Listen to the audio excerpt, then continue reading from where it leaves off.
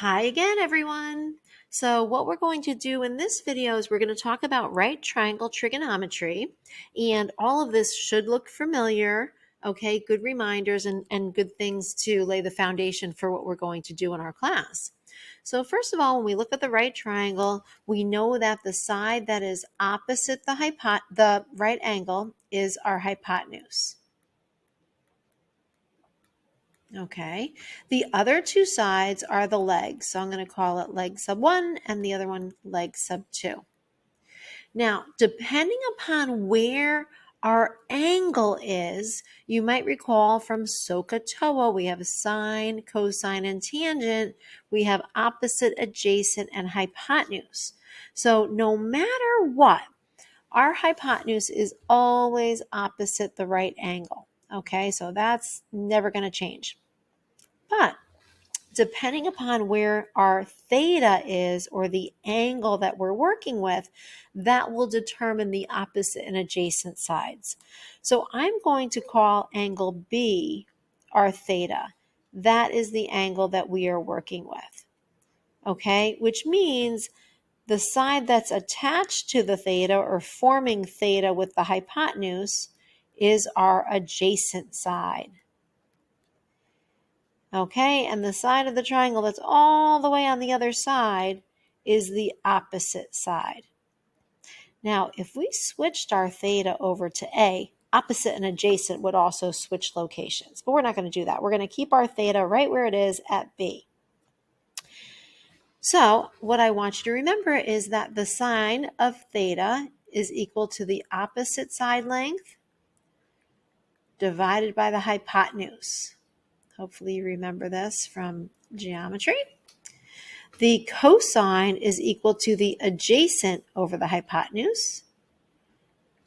Okay, so the adjacent side length over the hypotenuse. And the tangent of an angle is equal to the opposite side divided by the length of the adjacent side. And of course, you remember SOH, right? That's the shortcut for what we just wrote down. So a little bit of new information that you're going to learn today are some other trig ratios that we work with. And they are basically the reciprocal functions.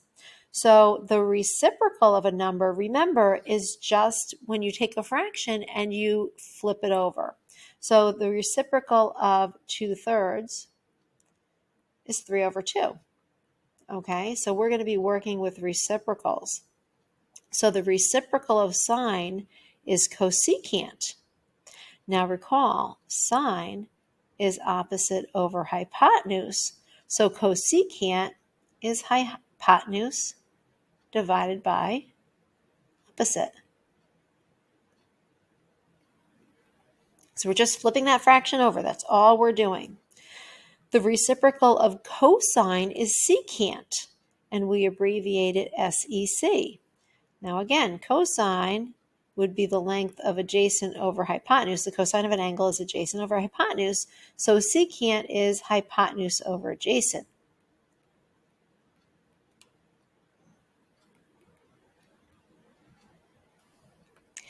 And tangent's reciprocal is called cotangent, and it's abbreviated COT. So the tangent of an angle is equal to the opposite side length over the adjacent. So the cotangent would be equal to the adjacent side length over the opposite. Now, this is all new, so I want to show you a little trick just to think of when you're trying to remember what goes with what. Each of these pairs has a word that starts with C. So sine is paired with cosecant. Cosine is paired with secant. And tangent and cotangent are usually pretty easy. But that might help you remember that sine goes with cosecant and cosine goes with secant. Each one has a word that starts with C. So each of these trig functions can be written as, y equals the function. So for example, the sine function is just written as f of x equals the sine of x. Cosine would be written as f of x equals the cosine of x. And the tangent function would be written as f of x equals the tangent of x. Okay, we're not going to be graphing those now, but we will be soon enough. So just something to think about. And they each have an inverse function. And the inverse function is called the arc function, or we say inverse function. So we could say arc sine, and that would undo what sine has done. We also write that or say inverse sine. Okay, we're going to get to that a little bit later. Same thing for cosine. So we may say arc cosine, which would look like this, or write the words out or say the words inverse cosine. And for tangent, the same thing, arctan or inverse tan.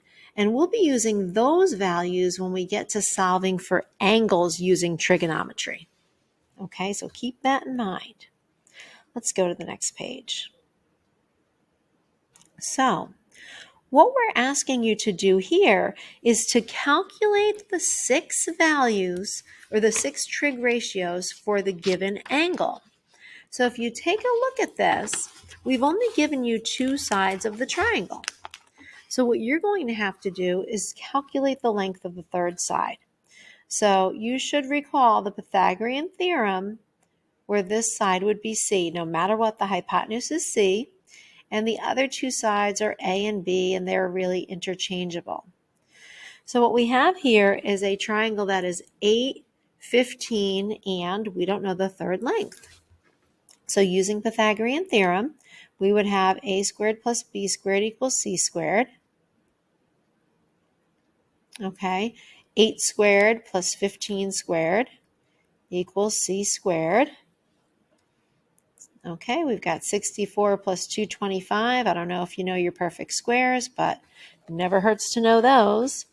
Adding those together, we get this 289. I'm kind of running out of space here. So c squared equals 289.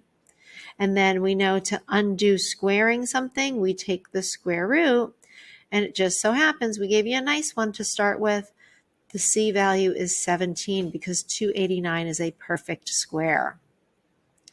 So we have 17. So when we think about this triangle, we have to label our sides now that we have all 3 of them.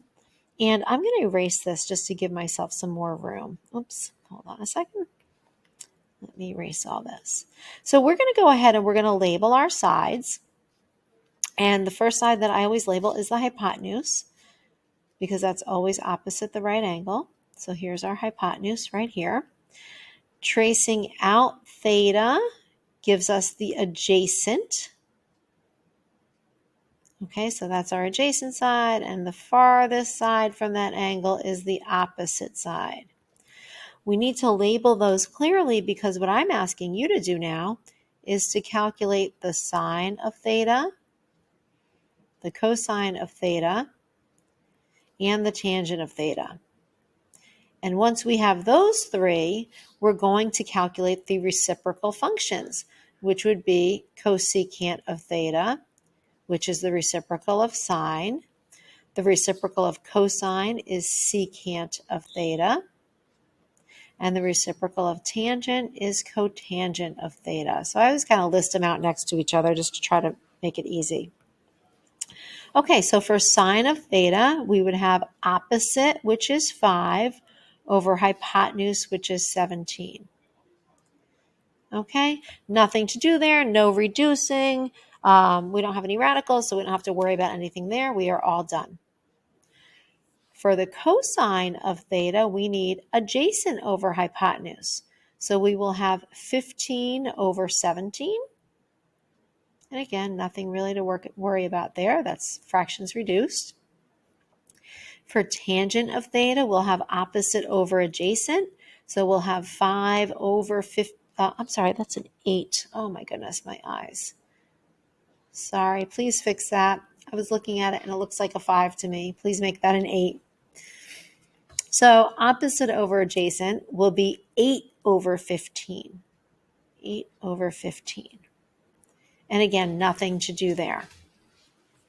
So as far as the reciprocal functions go, all we're going to do is write the reciprocal of this fraction. So the cosecant of theta is 17 over 8. The secant of theta is 17 over 15. And the cotangent of theta is 15 over 8. Okay, so it's pretty simple. You just have to flip those fractions over. To be honest, some of them are going to take a little bit more work because we're going to have to rationalize. And that's what I'm going to show you on this next problem. And I'm going to make it a little bigger so I can see better. Okay, so this problem starts out just like the other one did. Important, I think, to label our sides. So always label the hypotenuse first. Sorry, this is the hypotenuse.